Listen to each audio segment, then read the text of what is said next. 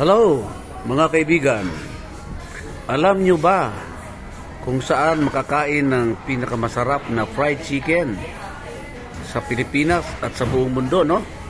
Alam nyo, natikman ko na yung mga local fried chicken natin, no? Sa mga leading fast food outlets at yung mga international na fast food outlet din na fried chicken ang siniserve. Pero alam niyo mga kapatid, kakaiba ang Popeye talaga. Andito ako ngayon sa Popeyes. Hindi pa ako binabayaran ng Popeyes, pero sa sobrang nasarapan ako ng kanilang fried chicken, nako, hinahanap-hanap ko na ngayon. Ito ang fried chicken nila. Umorder kami ng isang bucket na Popeye fried chicken. Ayan, no?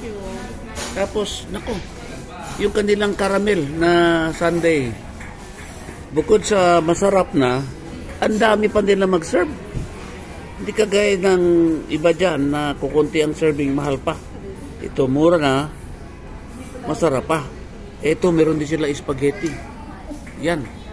Ang lupit na spaghetti nila, kapatid. At meron pa silang pineapple juice. Meron pa silang kajun.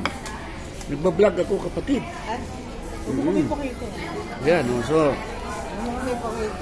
ito, akin lang, kinibitahan ko kayo na subukan yung fried chicken ng Popeye.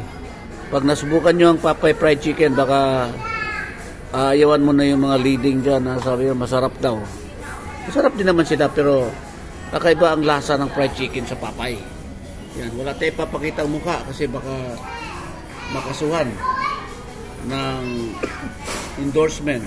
Okay? Okay mga kapatid? Ito naman ang environment ng Popeye, maraming upuan. Tapos meron silang kajun ba yun? Mga kapatid, ano pa mga nila, menu? Meron din silang burger, di ba? Biscuit. May biscuit sila. May flappy. So, andito tayo ngayon sa Popeye, Makati. So, may Glorieta po kami kumakain ngayon. No? Yun. Popeyes. Ang Popeye po ay isang US company yata. Okay, so, try nyo mga kaibigan. Magpapay kayo. Pagkakain nyo, siyempre huwag nyo kalimutan umorder ng ito, caramel sundae or chocolate. Dalawa pong options. Umili po kayo. Okay, marami pong kumakain to, no? Okay, so yan.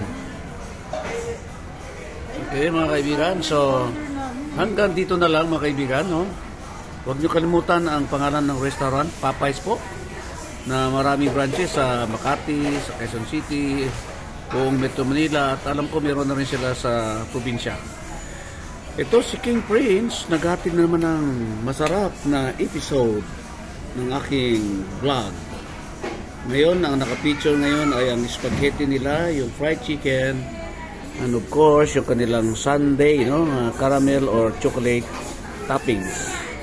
Maraming salamat po sa patuloy na pagsusubaybay ng aking YouTube channel, Travel 369. God bless us all. To God be the glory. God is good.